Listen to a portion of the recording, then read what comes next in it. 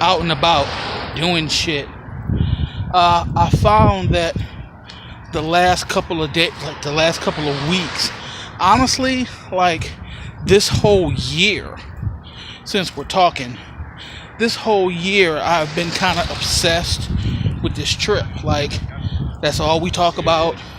That's the only thing that's going on between that and like the rent. Because we had that whole incident in July, which was like, now looking back at it, probably wasn't that big a deal. But man, at the time, it was really holding us up. So I'm glad that that's behind us. But everything seems to be focusing on this trip, getting out here to this convention. I admit, I'm a big ass kid. I'm a fucking nerd. I'm going to a Power Rangers convention. I'm dressing up as a Power Ranger, not in spandex, because come on, I know better than that. But there is an SPD uniform that we got. And then Asia got those pants I've been bragging about. She also has her own uniform. So that's going to be a thing. And we're going to try to pick up morphers from the convention itself. Hopefully somebody on the floor will have them. That'll be a big deal, you know. Yeah, our whole life has been kind of revolving around this whole trip. And I think it's because Asia and I have never been on a trip together before. Like, we didn't even have a decent honeymoon. I take that back. Like, it depends on what you mean by decent honeymoon. I always tell the story of me and Asia caught a light rail home. We ordered a pizza and we watched Breaking Bad until she fell asleep. And if I hadn't woke her up, we probably wouldn't have consummated the marriage. But that was kind of important, you know. It was my wedding night. So we didn't necessarily need the big wedding, because for us it was just about being together. Fun fact, a friend of mine from when I used to work downtown, she big heavyset girl, real sweet girl though.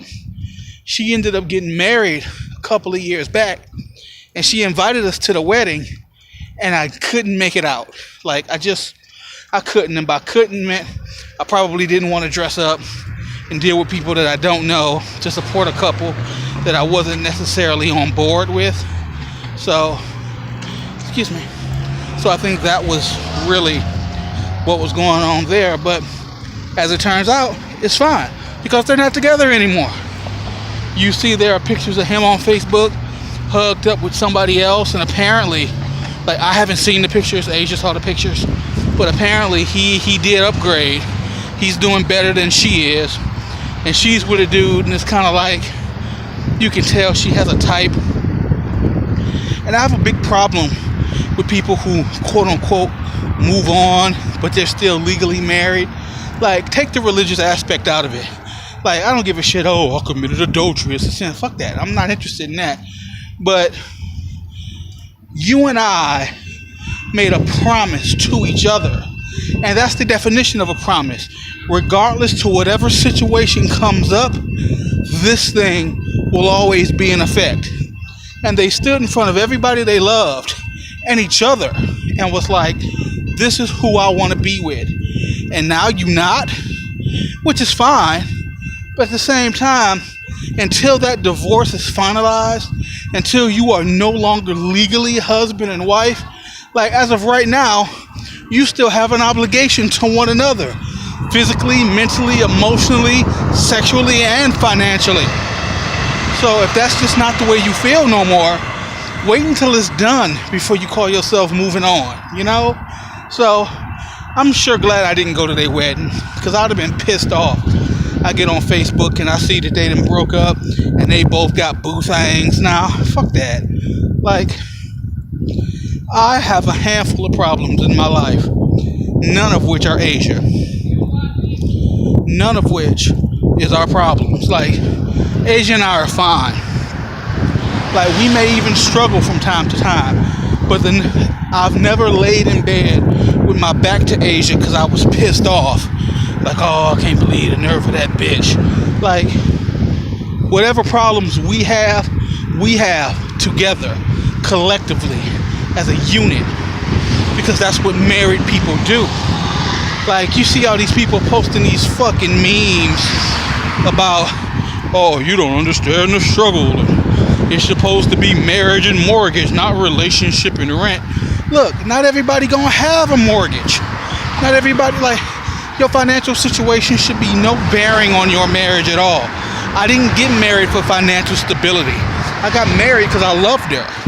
That should be your reason for getting married. Not, oh, this will help me out and put me in a different tax bracket. Fuck that. That don't have nothing to do with a marriage. At least not ones that work, which is why everybody who has ever had anything negative to say about my marriage to Asia are no longer married. Like, everybody. She had a friend, Elizabeth, or Doodles, as we call her, Doodles. She was talking shit about our marriage. Where is she? Broke up. Single baby mama. Living with her mama at her mama's house. And he done moved off with his other baby mama. Shannon, the girl I was just telling you about, while she didn't have nothing negative to say, she did kind of like, are you sure you want to get married? And where is she? She married a dude, and at the time, they were living with her parents. And that shit didn't work out. That's your first fucking clue. Like, and I love Asia's mom. With all my heart and soul, I deeply, truly love that woman. Her marriage ain't working out either. And she was, at the time, really against it. But anyway, I'm done. I'm on my way to pick up food for my wife. Go home, watch some stuff with my wife, massage her feet and get ready for bed. Start the day, because it's almost time for this trip, homeboy. Let's get it done.